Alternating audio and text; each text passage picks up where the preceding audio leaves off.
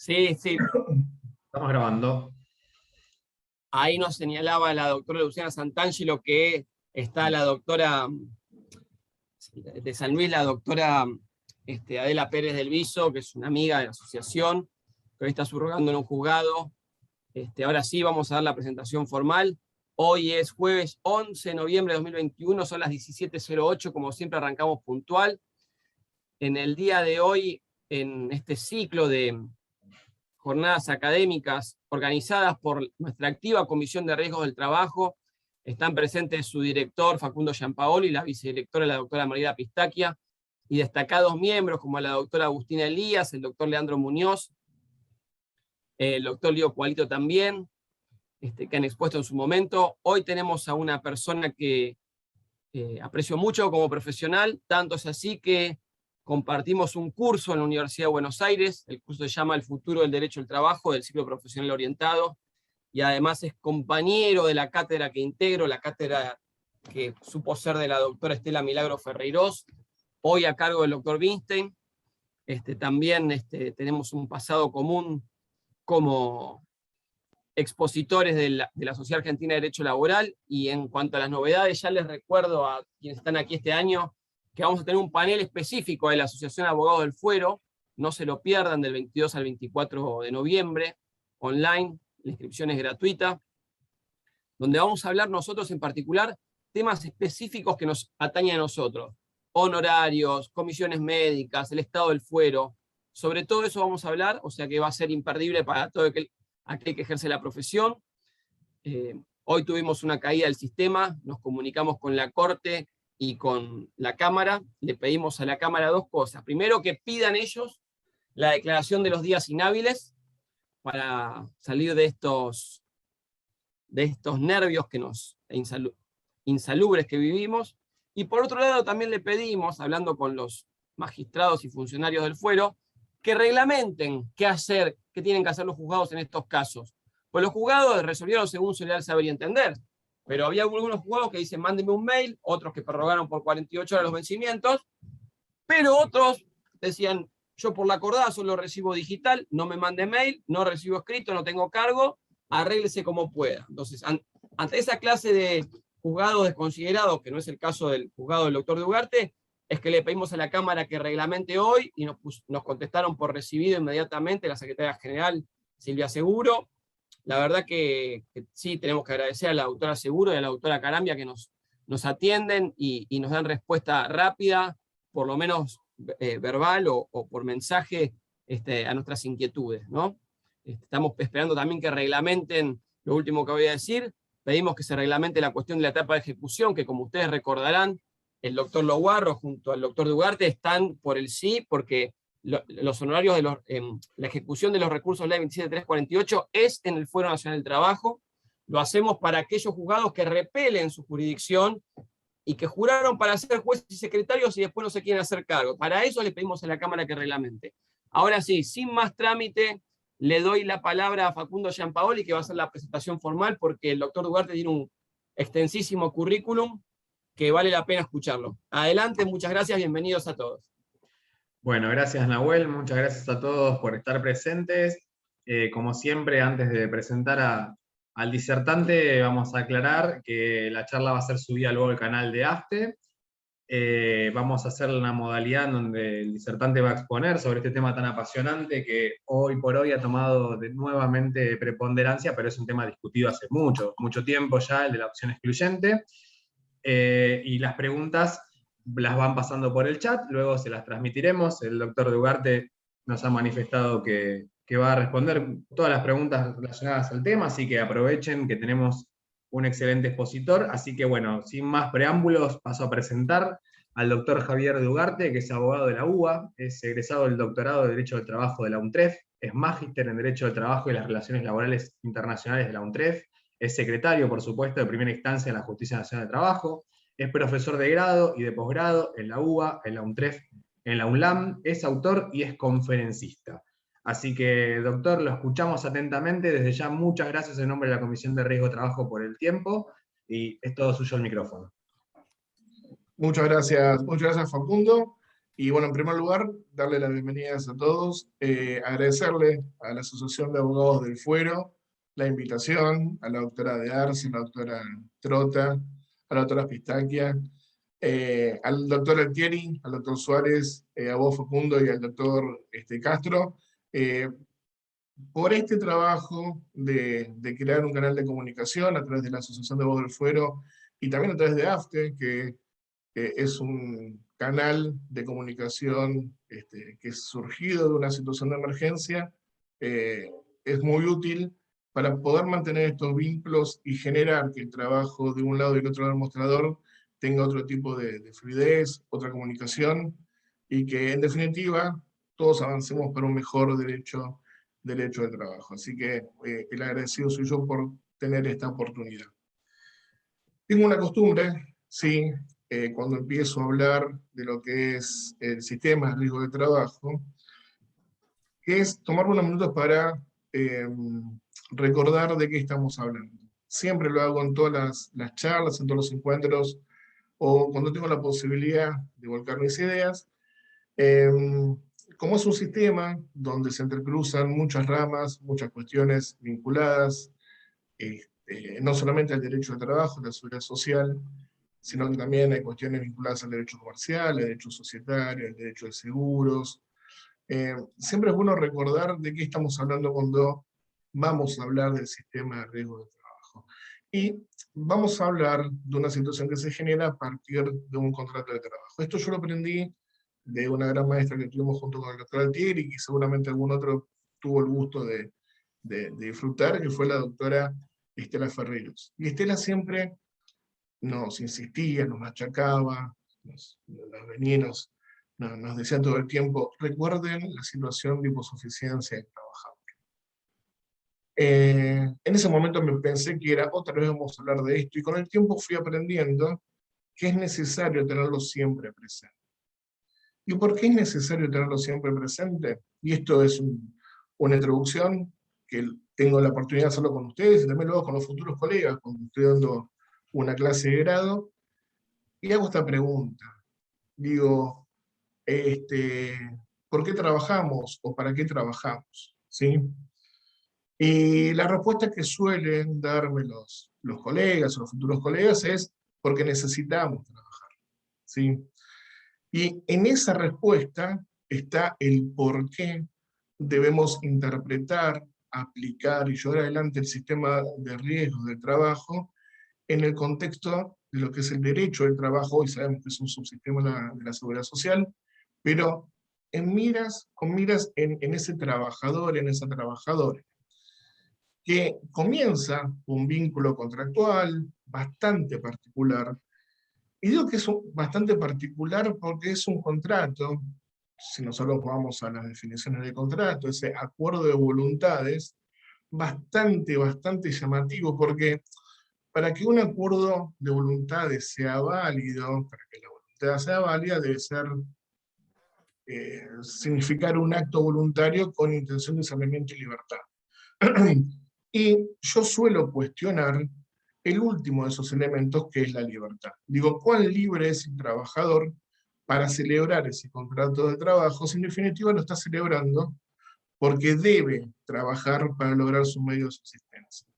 Y a tal punto, digo, si aún yo considero que esa libertad es plena, si yo considero que ese trabajador debe trabajar porque tiene un mandato natural de trabajar y de conseguir los medios de subsistencia, digo, ¿libertad a qué tiene cuando va a contratar o cuando va a celebrar este acto con el empleador? Tiene la libertad de someterse a una organización empresaria ajena, que tiene los medios de producción, que tiene la riqueza, que impone las condiciones de ese contrato de trabajo, que solamente se ve limitado por la imperatividad del orden público laboral, por la ley de contrato de trabajo, por los convenios colectivos de trabajo, si es que la actividad lo tuviera, pero es un trabajador que comienza ese andar con la celebración de este contrato de trabajo con la única posibilidad de aceptar o no aceptar.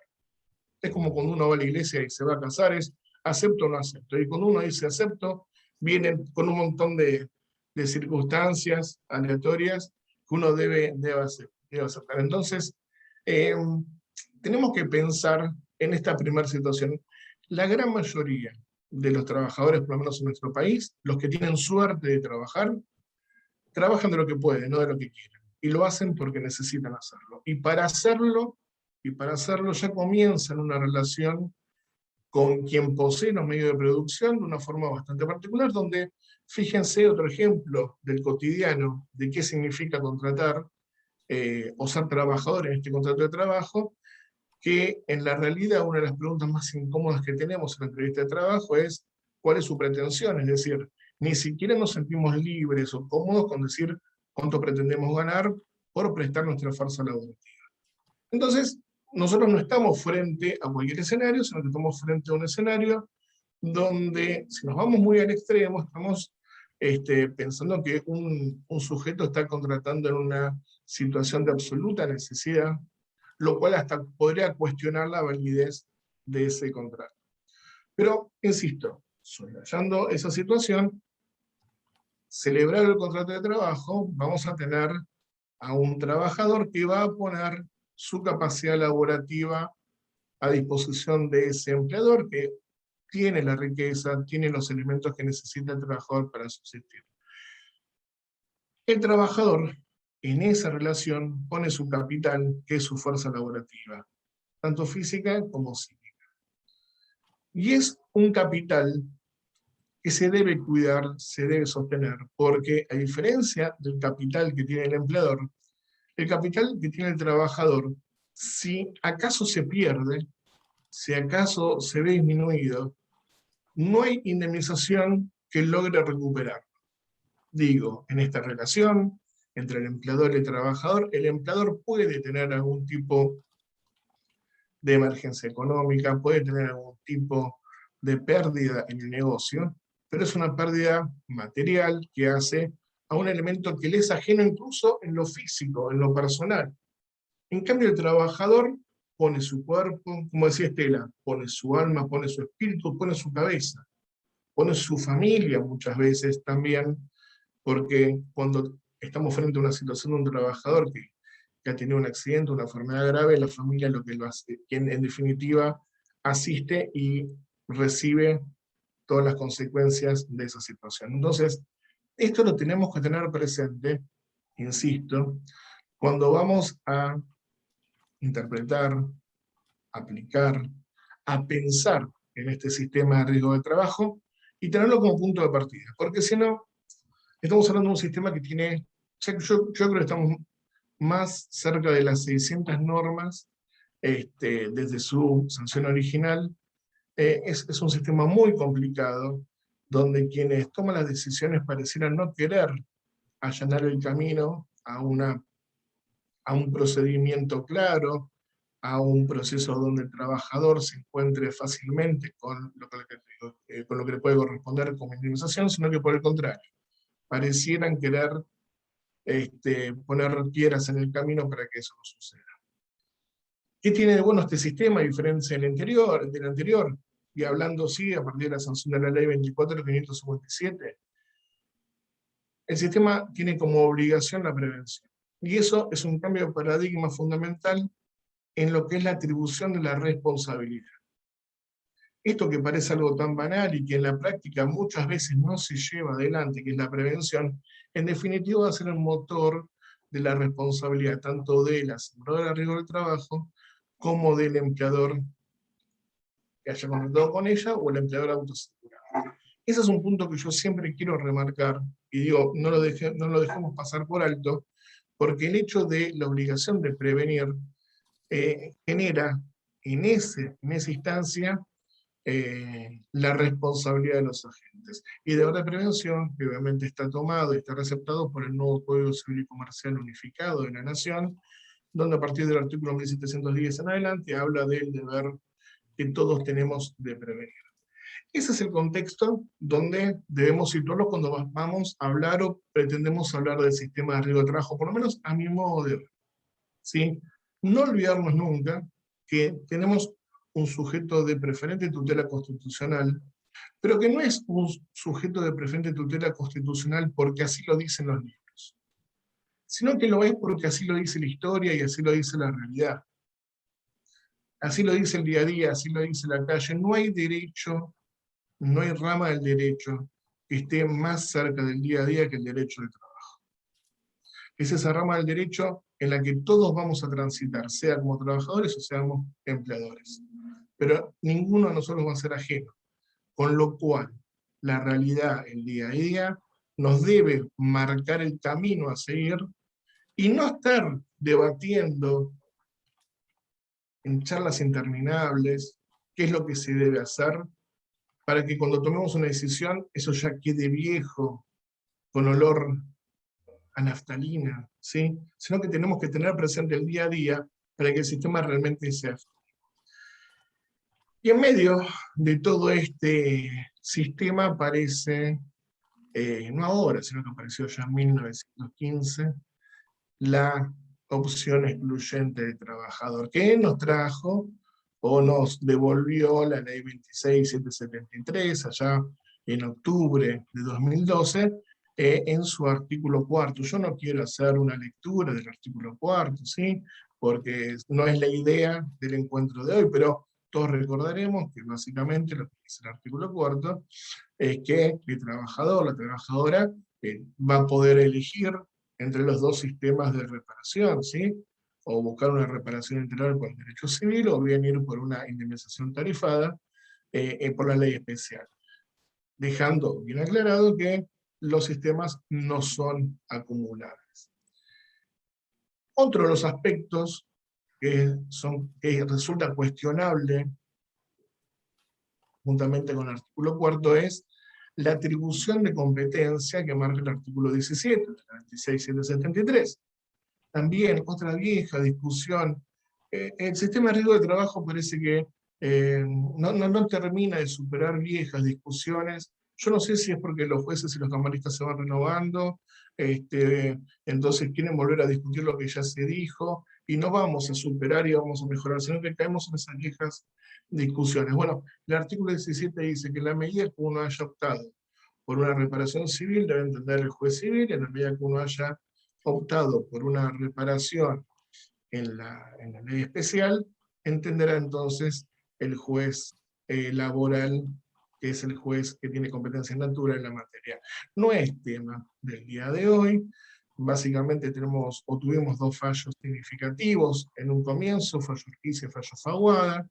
Urquiza estableciendo la competencia civil, ¿sí? En los casos de una reparación, una pretendida reparación civil, y luego tuvimos el fallo Faguada, que voy a citar una amiga, tal como también dijo la doctora Liliana Piconex, fiscal del Fuero, en los autos, el dictamen de los autos Barbari, estableció la competencia del fuero laboral en los casos que se citara, normativa laboral, más allá de que el reclamo tuviese como objeto una reparación civil. Pero bueno, no es motivo del encuentro de hoy, sino que hoy vamos a hablar de la opción que tiene el trabajador y que es excluyente, es decir, o va por un camino o es otro. Es una opción que, como dijimos, no es nueva, ya estaba comprendida en el artículo 17 de la ley 9688. También contuvo o mantuvo la opción la ley 24028, ¿sí? Donde ampliaba el campo de acción, incluía los causamientos del trabajador para poder accionar, pero mantenía siempre la exclusión de la doble vía, ¿sí? ¿Por qué hago este reconto histórico? Porque este reconto histórico tiene un motivo, simplemente para significar que desde 1915, que fue el septiembre de 1915, cuando se celebró la 9688, hasta el año 96, que se celebró la ley 95 se celebró, 96 empezó a tener vigencia, la ley 24.557, en materia de reparación por infortunios laborales se mantuvo la doble opción excluyente. Y durante todo ese tiempo, la jurisprudencia y la mayoría de los doctrinarios que en ese momento opinaban sobre el tema, mantenían en una forma pacífica la constitucionalidad o la validez de esa opción excluyente, insisto, tanto de la ley 9688 como de la ley 24028. Con la ley 24557, como todos sabemos, tuvimos un cimbronazo, más allá de que yo dijera que tuvo su lado bueno en establecer el deber de prevención y luego pasar una fase indemnizatoria. Se sancionó dentro de la ley 24557 el conocido, ya tildado de inconstitucional y lo derogado, artículo 39, inciso primero, donde se limitaba la responsabilidad del empleador a los casos de dolo comprendido en el viejo artículo 1072 del Código Civil. ¿Sí?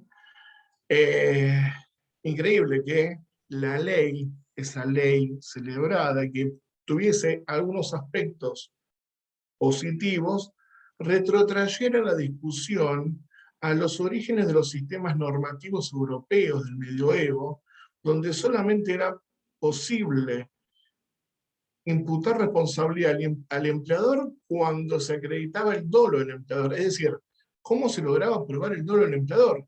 ¿A punta de pistola o en una confesión que ni siquiera se podía grabar en esa época porque lejos estábamos de tener iPhone o tener cualquier otro medio de grabación? Por lo cual era una prueba imposible. La prueba demoníaca, había que buscar que un empleador dijera: sí, yo quise que Facundo, que Daniela, que Eduardo se lesionaran. ¿Sí? Y en el mejor de los casos se podía asumir la responsabilidad, o podía terminarse la responsabilidad de ese empleador, si se acreditaba que había no había tomado las medidas necesarias y había un desinterés por parte del empleador respecto a la salud de sus trabajadores. Pero lo que sí es cierto es que el artículo 31, inciso primero, nos llevaba a una discusión de hacía 100 años, ¿sí? Con lo cual, ese sistema abierto de opción que tenía el trabajador con la ley 9688 y con la ley 24028, aún con las limitaciones que las normas impartían, la ley 24557, con la sanción del artículo 39, cerró esa opción, sí, y solamente la dejó habilitada para los casos puntuales del artículo 1072, ¿sí? Recuerdo que Folian, su trabajo, sostiene que en el caso de que el trabajador lograse probar el supuesto del 1072, en definitiva no es que había una opción excluyente, sino que se abría una posibilidad de reparación integral, pero que ni siquiera la sanción del artículo 39, inciso primero, podía hablarse de una opción excluyente, sino que en definitiva habría otro camino u otro marco de responsabilidad independiente de lo que se podía reconocer por la vía de la reparación civil. Bien. En ese camino, en ese escenario, la ley 26773, en sus artículos cuartos, vamos a dejar el artículo 17 para otro momento, tuvieron dos posturas bien claras. Aquellos que sostuvieron la constitucionalidad de la opción excluyente y aquellos que sostuvieron la inconstitucionalidad o la invalidez de la norma. ¿Sí? ¿Cuáles fueron los fundamentos de la opción? Y aquí vamos a recordar un viejo argumento, no tan viejo, porque es uno de esos argumentos que, insisto, en el sistema de riesgo de trabajo tiende a volver y tiene sus ciclos, ¿sí? Que es la alta litigiosidad. No sé si alguna vez escucharon en el sistema de riesgo de trabajo hablar de la alta litigiosidad. Creo que alguna vez por ahí se escuchó a lo lejos.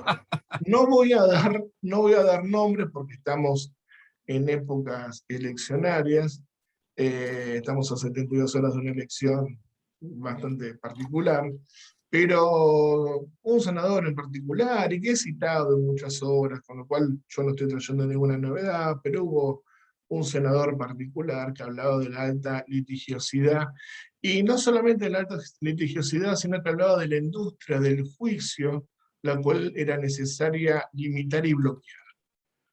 Lo cierto es que nosotros sabemos que si uno quiere limitar o quiere atacar a la baja, a la alta litigiosidad, lo primero que se tiene que hacer es adecuar las medidas de prevención. Digo, si nosotros queremos bajar los casos, bajar la siniestralidad y que no lleguen hoy a las comisiones médicas, ni que tengan luego la posibilidad de ser recurridas esas situaciones a la justicia, con medidas de prevención efectivas, es decir, yendo al artículo 1 de la ley 24.557, en su inciso A, cumpliendo con ese simple objetivo estaríamos bajando la litigiosidad. Pero bueno, tampoco la ley 26.773 tuvo un debate parlamentario muy grande, fue una ley que tuvo sus apuros políticos. Me animaría a decir que fue una ley donde apenas hablaron los jefes del bloque y enseguida se sancionó, con algunas mejoras en las prestaciones dinerarias y con algunas promesas cumplidas en lo que buscaba al menos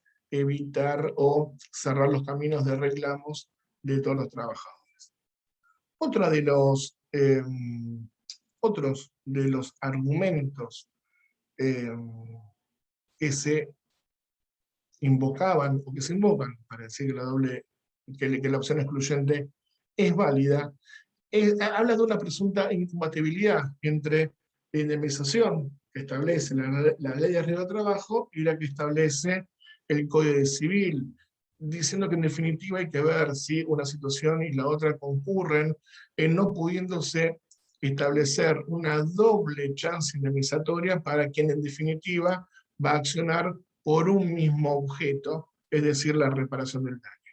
Creo que también en este sentido, los fallos Aquino, Yojo, Cachambi, Mosca, solamente para nombrar, han sido claros al momento de hablar de esta doble vía, o esta posibilidad de concurrencia o no concurrencia al momento de accionar y buscar una reparación que en definitiva sea integral. Otro de los argumentos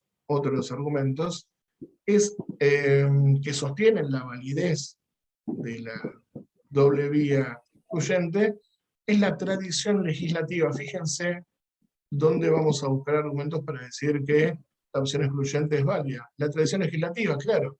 Dicen, a ver, ¿por qué están cuestionando hoy la opción excluyente del trabajador si durante 80 años, con las normativas 9688 y la 24028, no mereció cuestionamiento y además la doctrina y la jurisprudencia fueron pacíficas en ese sentido? Para estos que sostienen esta tradición legislativa, habría que recordar que la doctrina fue pacífica y no tuvieron mayores inconvenientes, porque para el año 96, del año 96 en adelante, la Corte Suprema de Justicia de la Nación, con los antecedentes que acabamos de citar, Aquino, Cura, Yojo, Cachambi, Mosca, al declarar la inconstitucionalidad del artículo 39, inciso primero, dio los argumentos válidos por los cuales el trabajador estaba habilitado para buscar una reparación integral sin perjuicio de haber percibido una reparación por la ley especial y complementarla con lo que era la reparación integral de trámite ante el fuero. Es decir, quienes dicen que había una tradición legislativa que se debió respetar, no tuvieron en cuenta que los argumentos que hoy existen en ese momento no existían, o por lo menos las consideraciones que se tuvieron en los citados fallos no eran tenidas en cuenta.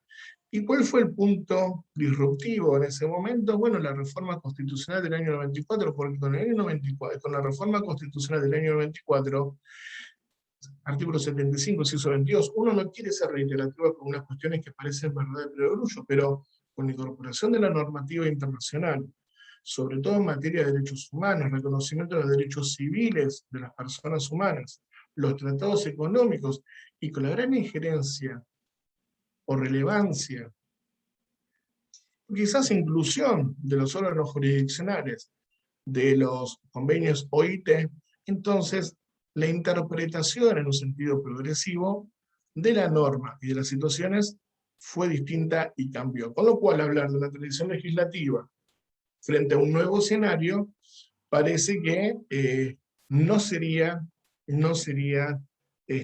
conveniente, por lo menos para poder justificar. Hoy por hoy, sostener que esta opción excluyente es válida y no significa una renuncia a los derechos. Una última postura dice que en verdad el artículo 4 de la ley 26.773 no cercena ninguna posibilidad al trabajador de alcanzar una justa reparación por las minusvalías que puede estar sufriendo con motivo de una contingencia laboral. Siempre simplemente le está confiriendo al trabajador la facultad de elegir entre sistemas o vías de reparación y que esa elección la pueda hacer de manera libre y voluntaria. Que nadie lo está forzando a establecer un camino u otro.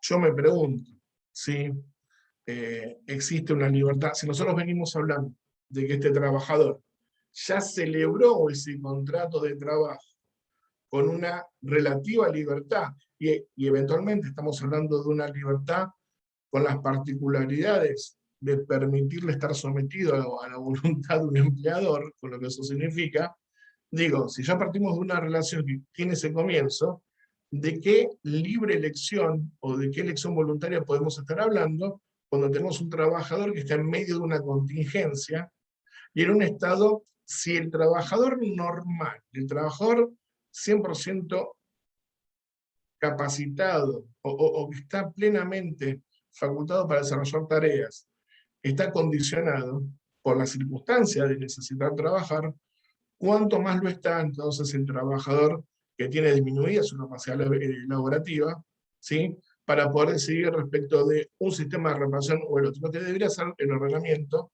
de una vez por todas es establecer un único sistema reparatorio que asegure al trabajador la reparación integral y no llevarlo por una vía o por la otra.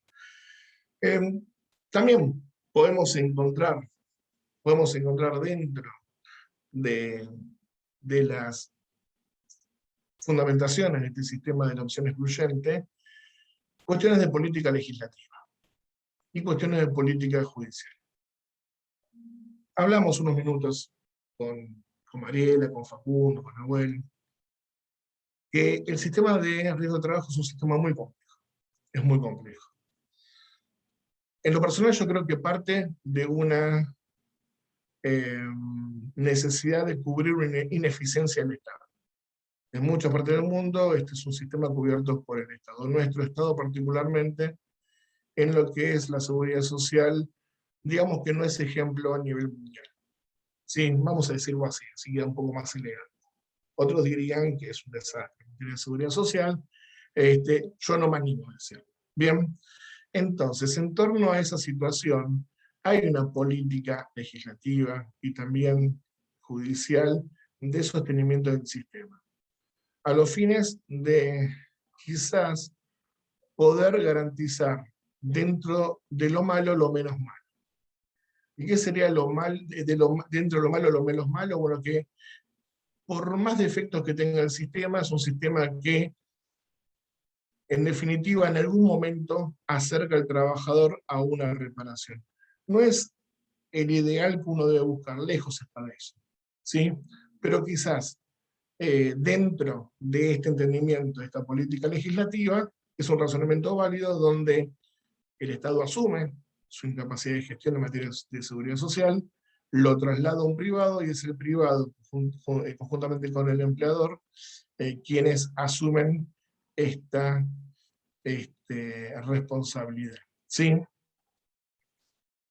Ahora, dentro de los que sostienen esta política legislativa y que también elaboran la teoría de que este tipo de leyes, con la opción excluyente, opción voluntaria y libre del trabajador, dice que serían válidas en la medida que no se termine de comprobar un daño, ¿sí? una disyuntiva disvaliosa para ese trabajador. Insisto, todo queda en argumentaciones que cuando se contrasta con la realidad no llegan a ningún puerto. No llegan a ningún puerto. Porque en definitiva estoy frente a un trabajador siniestrado, que tiene una capacidad limitada, que esa capacidad limitada afecta su voluntad o la capacidad de decidir voluntariamente porque está afectado por la necesidad de buscar esa reparación, y bajo esa situación la ley dice, elige voluntariamente un sistema o el otro. Ahora, en la medida que no haya una disyuntiva disvaliosa, es decir, mientras que sea uno u otro sistema que le asegura una indemnización, entonces es válido. Claramente son posturas que uno no comparte, son posturas que tratan de justificar lo injustificable.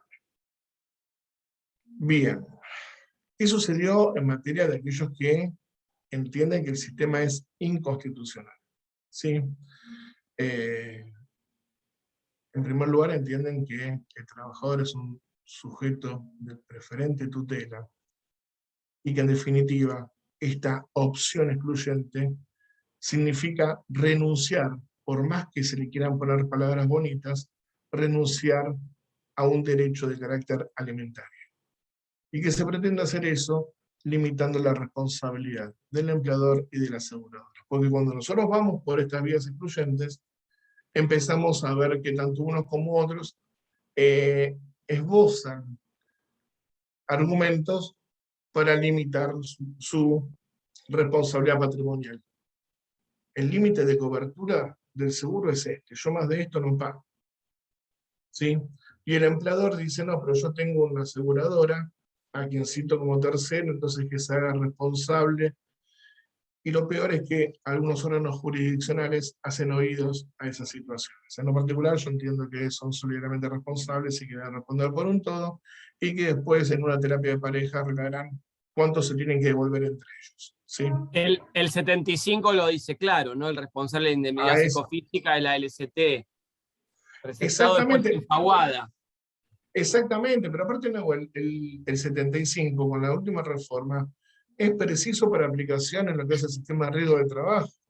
Y si nosotros vamos, uno no pretende ir a una clase de grado del sistema de riesgos, pero la responsabilidad nunca se trasladó y siempre la tuvo el empleador.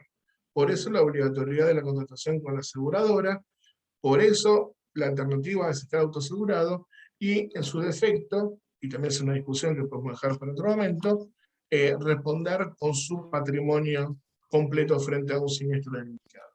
La novedad que tenemos en materia de la opción excluyente la dio este año la Suprema Corte de Provincia de Buenos Aires en la causa Haber Isabel, fallo de marzo del 2021, donde rechazó el recurso, ¿sí?, de inaplicabilidad de la ley que puso el fisco de la Provincia de Buenos Aires y declaró la inconstitucionalidad del artículo 4 de la ley 26.773, declarando que la opción excluyente viola los principios de progresividad, igualdad, propiedad y no discriminación. ¿Sí?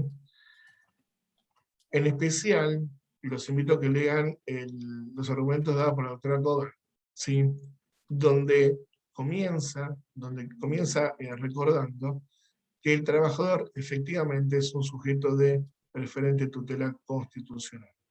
Y que esa tutela constitucional no solamente alcanza la normativa nacional, sino que también hoy alcanza a la normativa internacional aplicable al sistema de riesgo de trabajo. ¿Sí?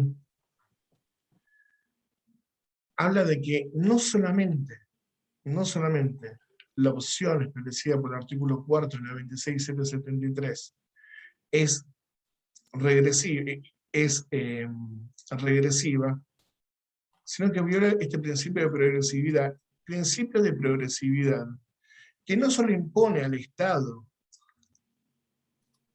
establecer legislación que avance en la mejora de los derechos de los ciudadanos, y en especial de los trabajadores, que es lo que nos ocupa la materia, sino que también le impone, y esto es un dato interesante cuando uno lee la normativa internacional, la obligación a los otros poderes de Estado de hacerlo. Es decir, no solamente es el legislativo el que tiene que avanzar al momento de sancionar la legislación, este deber de ir consolidando los derechos establecidos, sino que también establece la obligación de aquellos que tienen que decidir sobre esos derechos, hacerlo en este carácter de progresividad y no en una clara regresividad o nueva discusión de aquellas etapas superadas anteriormente. Con lo cual, ese primer elemento yo creo que es determinante. Por otro lado, también está el deber de indemnidad del trabajador. Es decir, ¿qué significa el deber de indemnidad a partir del principio de indemnidad? Bueno, generar la justa reparación o justo resarcimiento a ese trabajador,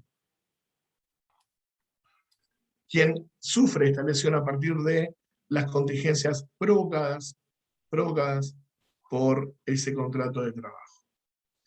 Miren, cuando me tocaba ser secretario privado, no voy a decir de quién, así no lo comprometo con lo que digo, pero secretario privado de un juez, que para mí fue un orgullo que trabajar junto a él, me decía, cuando teníamos algún tipo de duda, me dice, este trabajador, este fulanito o este fulanita, ¿tiene incapacidad? Sí. ¿Y esa incapacidad por qué es? ¿Porque estuvo en su casa? No. ¿Porque estaba trabajando? Sí. ¿Porque estaba yendo a trabajar? Sí. Si no hubiese estado trabajando, ¿qué le hubiese pasado? Nada. Si no hubiese sido por ese contrato de trabajo, ¿qué le hubiese pasado? Nada. Bueno, entonces, esto tiene que ser reparado y nosotros tenemos que orientar nuestra decisión a ese camino. ¿Sí? ¿Y qué debía comprender esa reparación? Bueno, debía comprender todos los daños sufridos por ese trabajador con motivo de esa contingencia. La incapacidad física, la incapacidad moral, la pérdida de ganancias, los perjuicios de la vida de las relaciones sociales, la pérdida de chance, ¿sí? Para que exista una reparación que sea considerada justa, no puede haber o no puede restar un daño que no sea fielmente reparado. ¿Sí? ¿Y cuándo estamos frente a un daño que no es reparado? Cuando ese daño subsiste en cualquier medida, o cuando ese daño en definitiva no es reparado. Ahora bien, es cierto que para quienes estamos cumpliendo con la función jurisdiccional, la norma nos impone un límite. La norma nos impone un límite. ¿Y cuál es ese límite? Yo no puedo considerar una reparación integral si a mí lo que se me articula o lo que se me articulaba es un reclamo basado en la ley especial, donde la normativa invocada por el reclamante no incluye una reparación moral, no incluye una pérdida de chance, ¿sí? Entonces, cuando uno busca una reparación integral, lo que debe también tener en cuenta es en base a qué normativa, en definitiva, instrumenta su reclamo. En cuanto a la solución que propone el fallo Vera, ya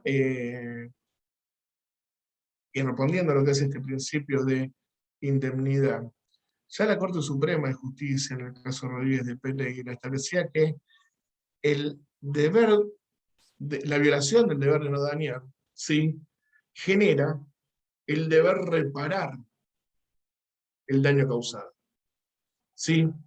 Y que esa reparación no se va a lograr si subsisten los efectos dañosos o si esos efectos dañosos no logran tener una justa reparación. Otro de los argumentos que se invocan en el fallo Vera es que la opción excluyente viola el principio de igualdad. ¿Sí? Es decir, claramente, es un ejemplo de manual, pero si vamos en una camioneta, uno manejando, cumpliendo sus labores, y el otro es un civil que está siendo transportado, si no, frente a un choque, frente a un accidente que se sufre, ¿sí?, la reparación que parece establecer el sistema respecto de quién es el trabajador es superior a aquel que se ve limitado por lo que es una reparación tarifada y que debe optar por esa reparación tarifada o por una reparación integral en otro camino, que es el camino del derecho civil. También en el fallo se invoca la dignidad del trabajador. Es decir, esta opción excluyente, en definitiva, supone una renuncia gratuita a una indemnización que le tiene que garantizar una subsistencia digna. No pensemos en un trabajador que tiene 50, 60 años, que está en los últimos tramos de su carrera. Pensemos en un trabajador accidentado de 20, 25, que pierde un brazo, ¿sí? O como me tocó ver en un juzgado, que ante un incendio, 70% de su cuerpo tuvo que ser tratado. ¿Sí? ¿Qué le queda a ese trabajador? Que cumpliendo con sus labores, que siendo buen trabajador, el sistema parece llevarlo a una realidad de decirle, podés hacer una reparación sistémica que te asegura un tránsito, o por lo menos desde la formulación, un tránsito procesal mucho más rápido, con una indemnización tarifada en base a tu salario, ¿sí? O podés ir por una reparación integral, donde no se van a aplicar los principios del derecho laboral, si es que en definitiva esto termina en manos de un juez civil, donde vas a tener que llevar adelante una actividad probatoria mucho más grande, donde vas a tener que establecer los presupuestos de causalidad de los daños para poder lograr una indemnización. ¿Es digno llevar a una trabajadora o una trabajadora a esa opción? ¿Es digno que el sistema fuerce a ese momento de decisión? Y que no importe para los responsables del sistema ningún tipo de menoscabo. Es decir, fíjense, el sistema vigente hoy a partir de la 26.773 va a forzar a nuestro cliente o a nuestro trabajador o trabajadora a elegir los dos caminos. Y le dice, mirá que seas por acá, no vas a ir por acá. Lo pone al sujeto que sufrió un daño en esa situación. Sin embargo, a los responsables del sistema, a ART o a empleador, lo deja en una situación de espera donde la resolución de esa decisión de ese trabajador los va a eximir patrimonialmente de las consecuencias del daño sufrido, a uno u al otro. O por lo menos va a disminuir la magnitud de su responsabilidad patrimonial. ¿Eso es justicia? ¿Eso está bien? Y ahí es donde uno debe repensar lo que es el sistema de riesgo de trabajo. ¿Sí? Bien.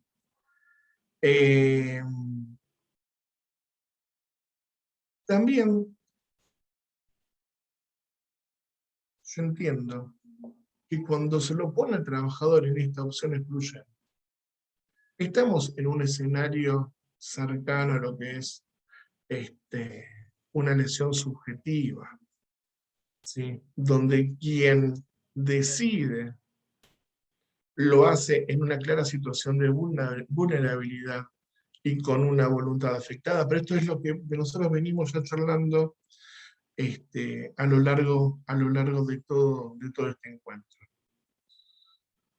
En definitiva, yo creo que no solamente el artículo 4, sino el artículo 4 y el 17 agravian nuestra Constitución Nacional. En los artículos 14 bis, en el artículo 17, no responde a este deber de indemnidad o principio de indemnidad del trabajador, sino que viola el principio constitucional de protección al trabajo y al trabajador.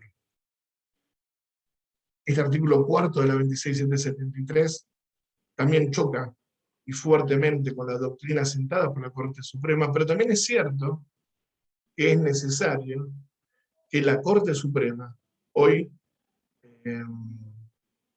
establezca los parámetros claros de cuál es la reparación que se le debe al trabajador ante un infortunio laboral, y no dejarlo en manos de una opción de quien se ve en un callejón con salidas muy estrechas.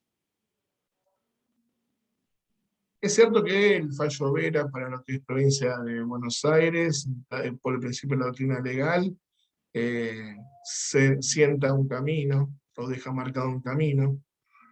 Eh, por suerte, en lo que es la Justicia Nacional del Trabajo, sabemos que los fallos de la Corte no son obligatorios, y que tenemos una cámara laboral que suele ser un adolescente rebelde al momento de leer los fallos de la Corte, y que en mayores ocasiones tiene siempre en miras el artículo B de la Constitución. O por lo menos es el deseo que uno tiene de verlo de esa manera. ¿A dónde vamos con este sistema? Vamos a donde nos está llevando el sistema, no desde el año 1995, sino de donde nos lleva el sistema del año 1915. Miren, yo el año pasado, cuando tuvo lugar el 12º Congreso de Relaciones Laborales, de la SADEL, de la Maestría, de ARTRA, bueno, que ahora, en unos días, el 22 de noviembre, va a tener lugar nuevamente, tuve la oportunidad de hablar sobre el sistema de riesgo de trabajo. Y lo hice de una forma muy particular. El doctor Altieri me conoce que a mí a veces me aburre hablar de una forma tan ceremoniosa de algunos temas de derecho de trabajo, porque estoy cansado. No porque le reste importancia, sino porque estoy cansado. ¿De qué estoy cansado? De estar discutiendo siempre lo mismo, ¿sí? Yo los invito a leer mi ponencia, que obviamente se la voy a acercar a Facundo y a Mariela. Mi ponencia del año pasado del Congreso es El perro y la cola, ¿sí? Es un título bien jurídico. ¿Y por qué la llamé El perro y la cola? Porque vieron que, no sabemos por qué, los perros son divinos, son unas mascotas hermosas, ¿sí? Pero vieron que cada tanto el perro empieza a girar sobre su eje y se muerde la cola, y cuando se muerde la cola no sabe qué hacer, ¿sí? Y al rato lo hemos estado otra vez mordiéndose la cola. Bueno, algo similar es lo que yo observo que sucede con el sistema de riesgo de trabajo. Sí, parecemos que, en definitiva, a lo largo de los años, parecemos ese perro con conductas obsesivas, de estar dando vueltas siempre sobre los mismos temas, y no vamos a una solución concreta, ¿sí? Yo creo que lo que se pretendió con el sistema o con el ordenamiento de la 26.773 y luego con la sanción de la 27.348, se tendría que haber hecho una reforma mucho más a conciencia de lo que la Corte Suprema de Justicia de la Nación ya había sentado en materia de inconstitucionalidades de la 24.557. Y no se observó en ese sentido. Creo que el motivo por el cual no se observó tiene que ver con cuestiones de esta política legislativa y esta política económica, tanto del poder legislativo como del poder judicial. Ahora, lo cierto es que después de 30 años de este sistema de la 24.557 y más de 100 años de nuestro sistema de riesgo de trabajo, el sistema merece una respuesta definitiva. Una respuesta para lo que necesita el sistema, ¿sí? Y también para que se revalorice lo que necesita el trabajador, en definitiva, como sujeto de preferente tutela. ¿Cómo lograrlo? Bueno, con consensos sociales, con consensos económicos, con una estricta mirada del Estado, que no esté ni apurado por las cuestiones políticas, ni apurado por las cuestiones económicas. Lograr un sistema de riesgo de trabajo con un Estado que trabaje seriamente, empezando por los órganos de control, encabeza la Superintendencia de Riesgo de Trabajo, Superintendencia de Subdelegación, con comisiones médicas que representen al Estado y no a los intereses privados. Ya lo dijo la doctora Ferreiros, que los únicos que tienen la capacidad de decidir respecto a estas cuestiones son los jueces naturales, que son los jueces del trabajo, que realmente son imparciales, y no aquellos organismos creados a los fines de la ley. Ahora, hasta que eso suceda, hasta que en definitiva el sistema encuentre una reforma definitiva, mientras sigamos mirando para fuera del sistema y no para los agentes tutelados por el sistema, vamos a seguir juntándonos, vamos a seguir hablando sobre esto.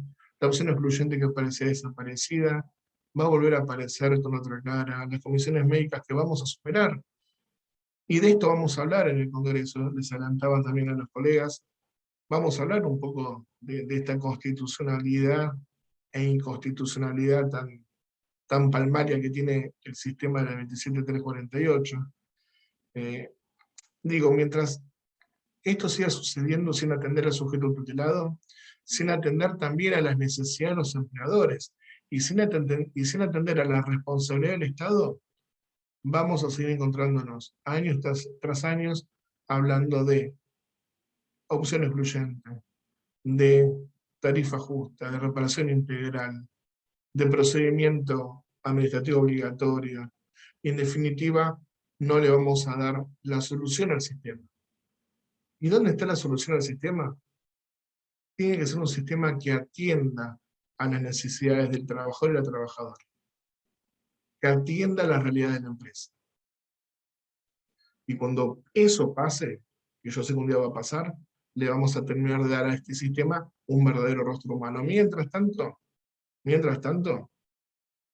sigan mirando sus perros, porque todos vamos a seguir actuando como ese perro que se persigue la cola, se la muerde, y después no sabe qué hacer, porque sabe que al ratito va a estar otra vez queriendo morderse la cola nuevamente. Muchas gracias por el tiempo y por la atención brindada.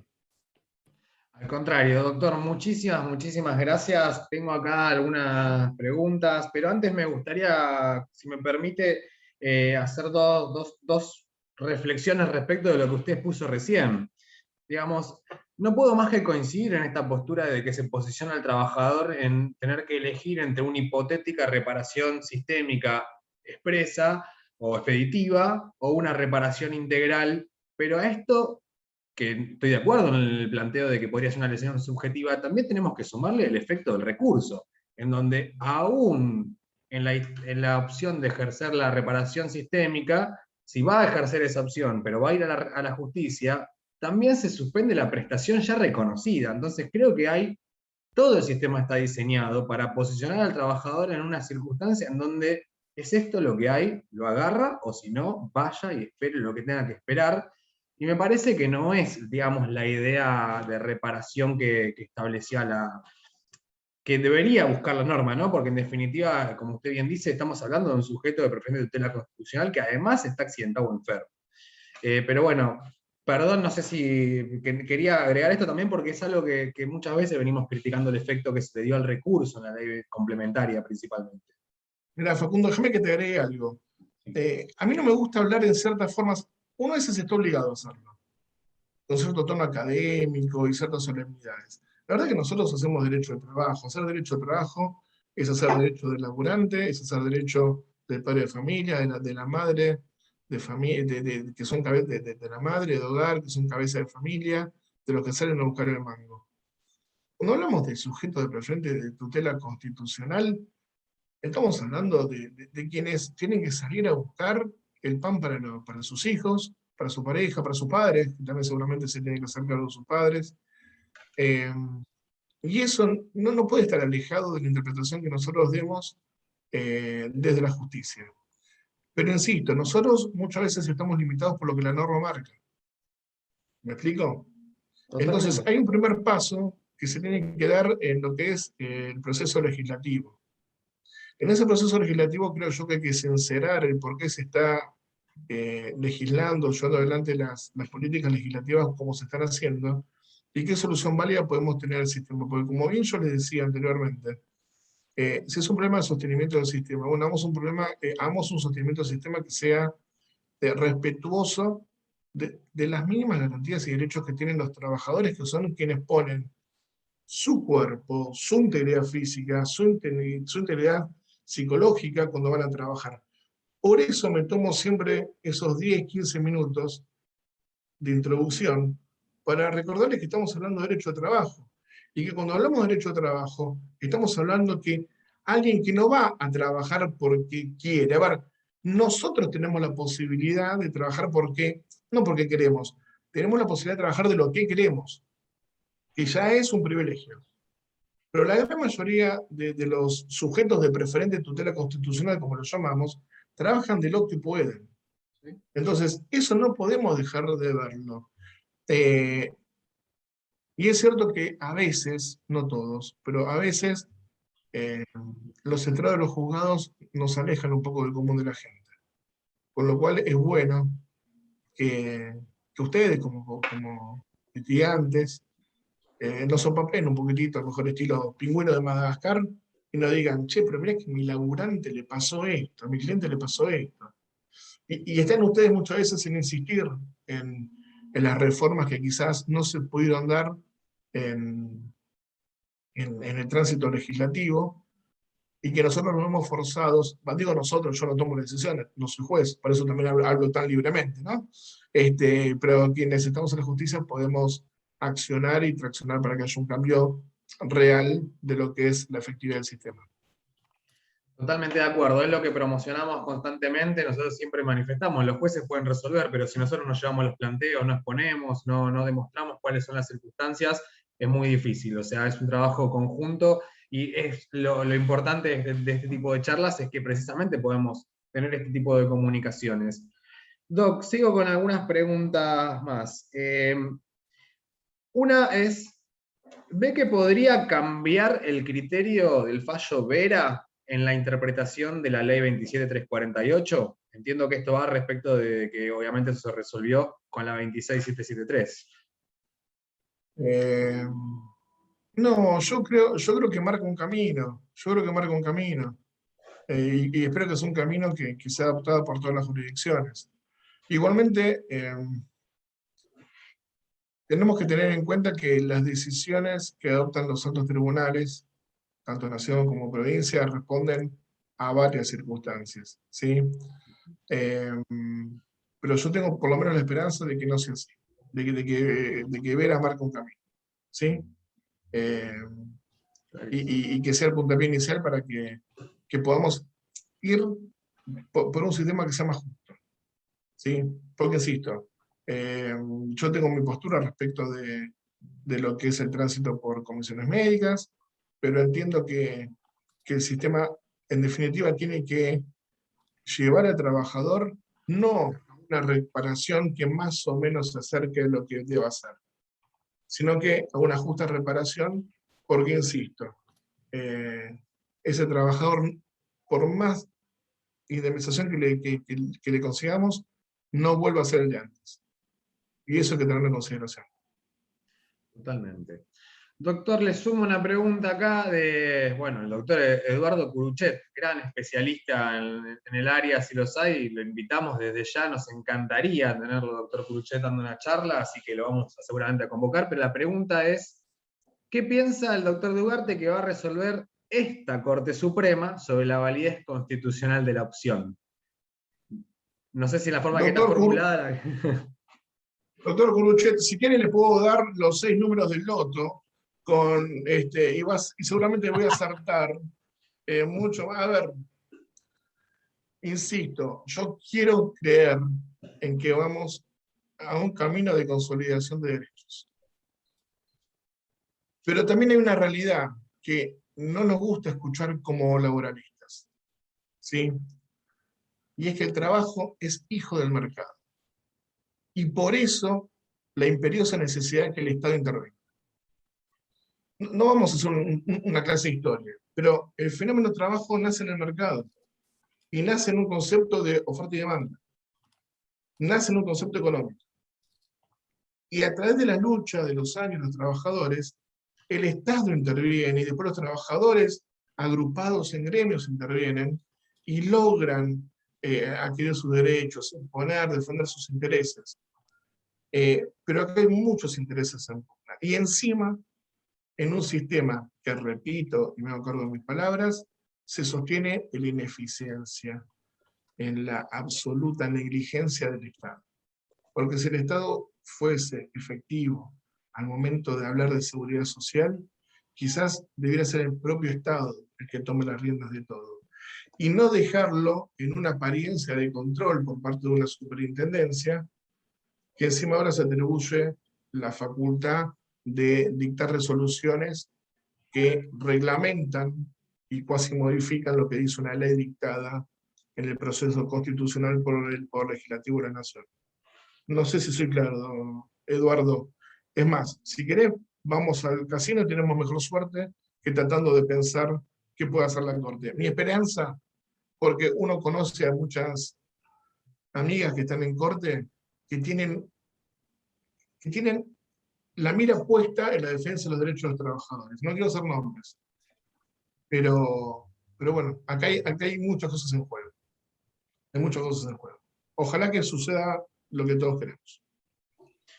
Ojalá que sí, doctor, clarísima la exposición.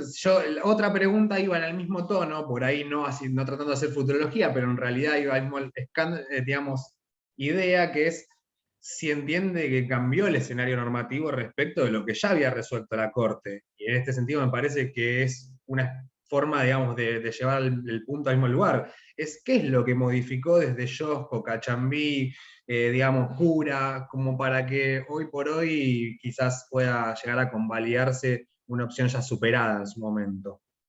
Yo entiendo que hay que ser conscientes en algo. Hay mucha jurisprudencia que nosotros citamos que fue dictada en otro marco normativo. Nosotros podemos tomar la doctrina sentada en esos fallos y querer trasladarla a nuestra realidad. Pero lo cierto es que el marco normativo era otro. Y yo entiendo que puede tomarse como argumentos para justificar la decisión, pero el marco normativo era otro. ¿Me explico? Totalmente. En ese sentido, me permito citar a Massa, cuando explica muy bien esta cuestión de pretender llevar argumentos de una legislación pasada a un marco normativo actual, cuando ese marco normativo cambió.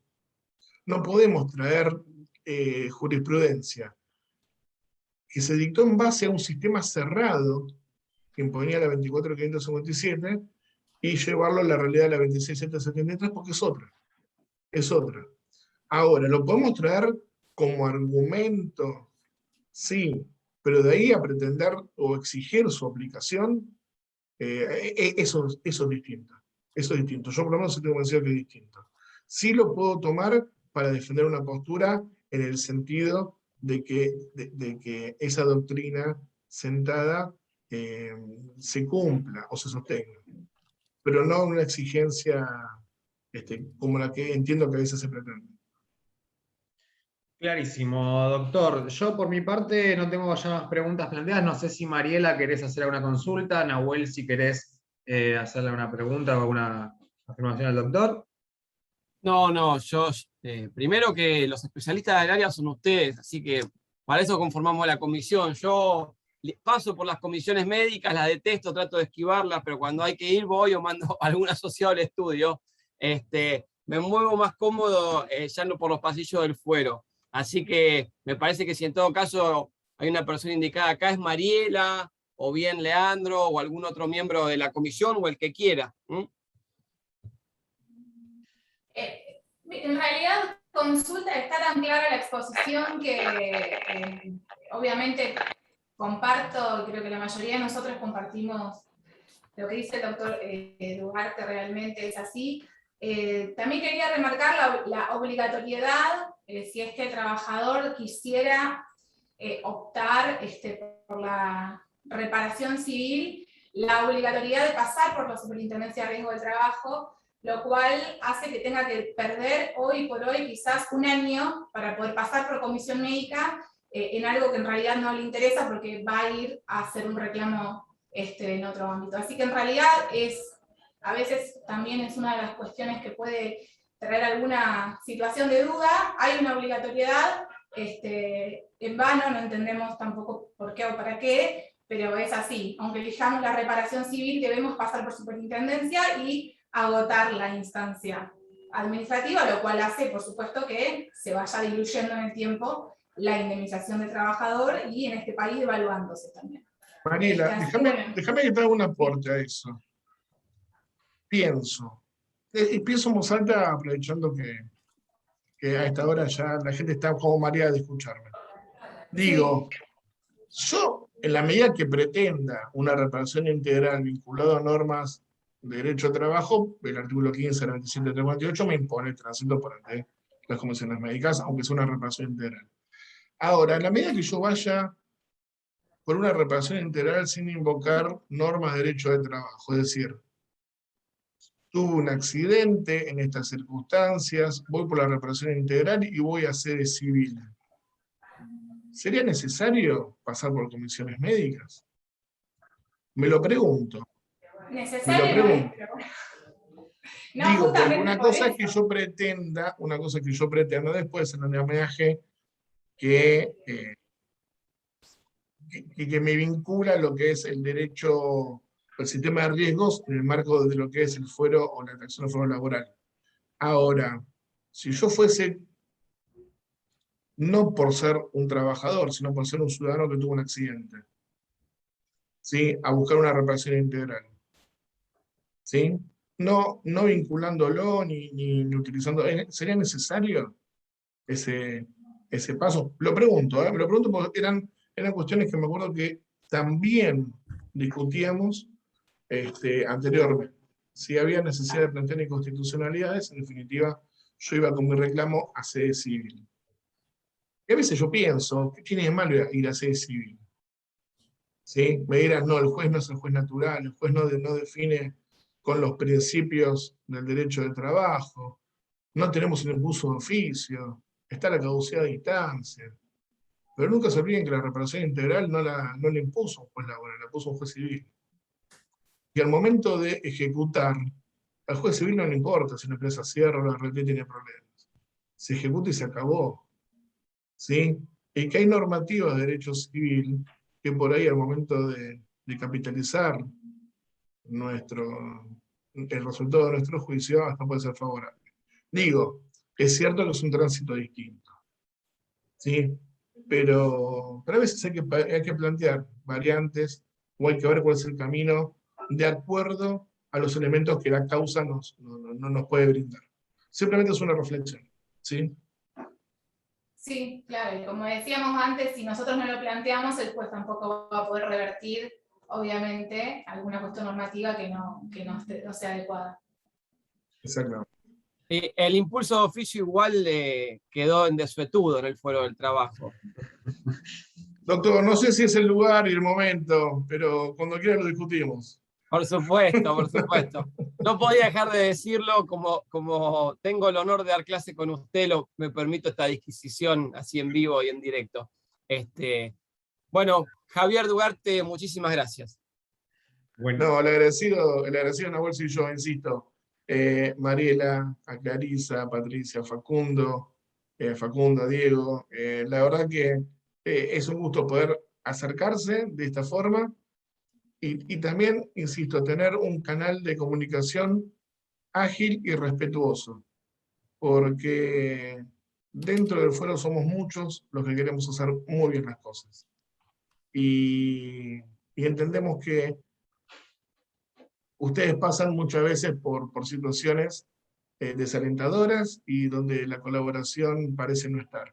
Pero créanme que somos muchos los que estamos del otro lado del mostrador, los que queremos un tránsito rápido, sin conflicto, y que cuando le hagamos las caras presencialmente no sea para que se estén quejando, sino que sea para compartir un café o una anécdota en una mesa de entrada. De esa forma yo me crié en el fuero ya hace casi 30 años y ojalá podamos volver pronto a esa realidad. Nosotros, Javier, valoramos eso y sabemos separar bien la paja del trigo. Lo hacemos en nuestro grupo, lo hacemos en nuestra asociación y no nos gusta generalizar entre aquellos jueces y secretarios que están atentos a las necesidades y son empáticos con nuestro trabajo, de aquellos que no lo son. Así que sigan en ese camino, que nosotros lo agradecemos, que ustedes saben que nos estamos ganando la vida acá, en un contexto muy complicado, y que vamos a seguir apoyando a todos aquellos que tengan esa forma de actuar. Así que desde ya, muchísimas gracias por tu tiempo, el del doctor Loguarro cuando se jugó y dio una disertación impecable sobre la competencia para la ejecución de los recursos ley. Ahí está Facunda sintiendo, es algo muy importante para nosotros. Parece mentira, todavía haya gente que esté en la postura contraria, pero sí es bueno saber que tenemos el amparo de ciertos magistrados y funcionarios que son valientes y que van por ahí en contramano de lo que ciertos sectores de poder quisieran. Así que sin más que agradecer, te cerramos con un fuerte aplauso virtual y contamos contigo para la próxima. Y a todos los que están, gracias por conectarse. Tuvimos gente de San Luis, Tucumán y Mendoza, y por supuesto del famoso y querido AMBA. Saludos para todos. Nos vemos la próxima. Chau. Muchas Chao a todos. gracias. Muchas gracias, saludos. Muchas gracias, doctor, por su tiempo. Felicitaciones. No, por favor, muchas gracias Facundo, gracias Mariela. Gracias, gracias. Chao a todos. Gracias, Hasta doctor. luego.